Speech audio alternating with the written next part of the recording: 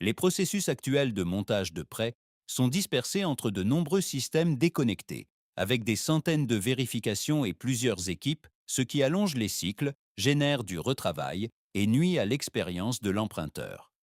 Nous avons développé une plateforme complète de montage de prêts unifiée de bout en bout, un point de contrôle unique soutenu par des agents IA qui se connectent directement à vos systèmes existants pour évaluer en continu les dossiers de prêt et identifier les risques et incohérences en temps réel.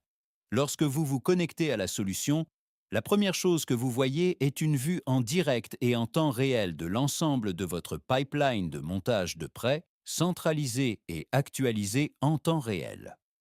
Dans le tableau de bord, vous pouvez voir les tendances de votre durée moyenne de montage de prêt, le taux de décision au premier passage, les principaux problèmes signalés dans les dossiers de prêt, ainsi que les tendances du volume de prêt dans le temps. Examinons maintenant les prêts eux-mêmes.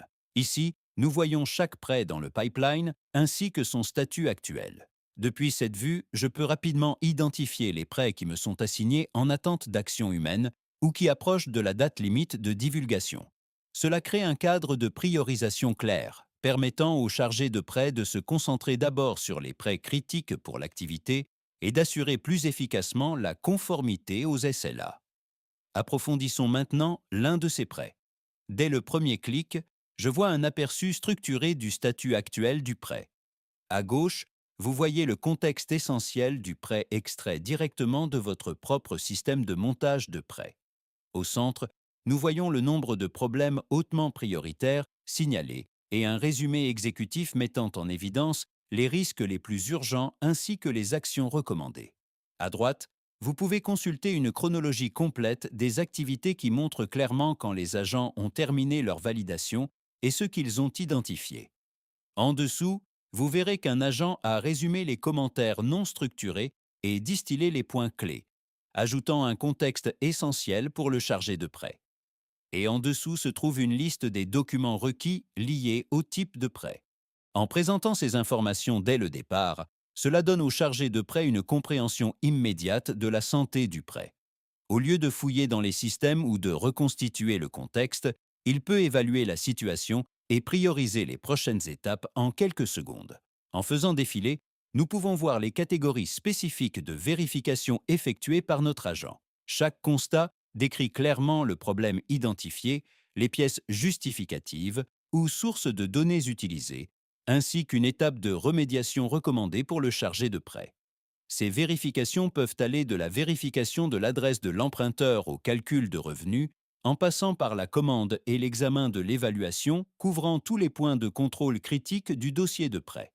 Je peux également trier ces observations en les approuvant ou en les rejetant, en les marquant comme non applicables ou en ajoutant des commentaires.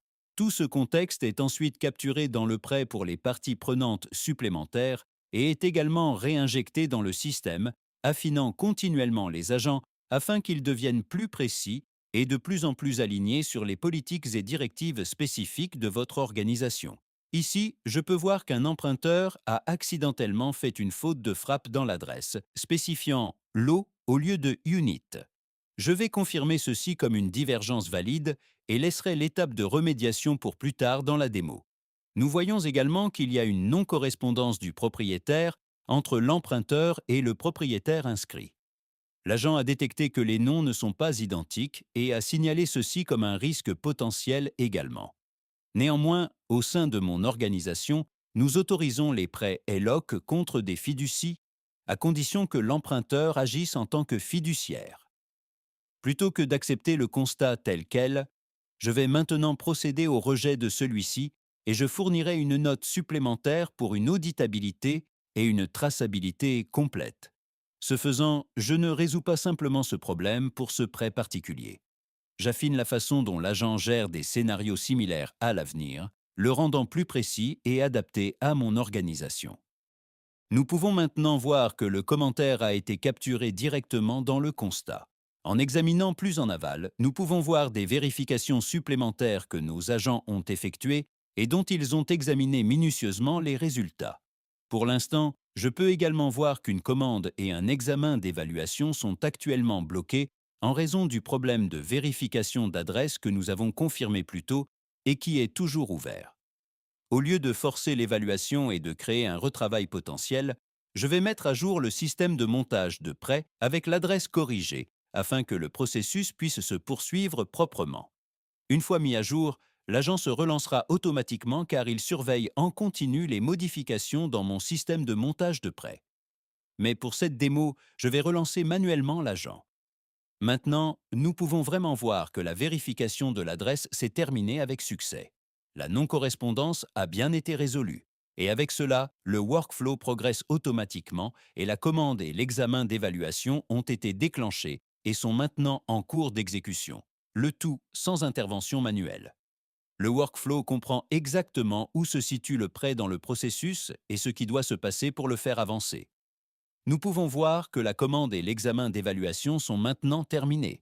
Je peux consulter le résumé mis à jour et je peux voir qu'une évaluation complète est requise pour les prêts dépassant 400 000 $. Cela signifie qu'une confirmation de l'emprunteur est nécessaire. En tant que chargé de prêt, je rédigerai généralement un email expliquant l'exigence et demandant l'approbation. Au lieu de cela, je peux choisir de générer un email et le système produit automatiquement un message structuré décrivant en détail l'exigence d'évaluation complète. Je confirme l'adresse et j'envoie, éliminant la rédaction manuelle et réduisant considérablement les échanges de messages.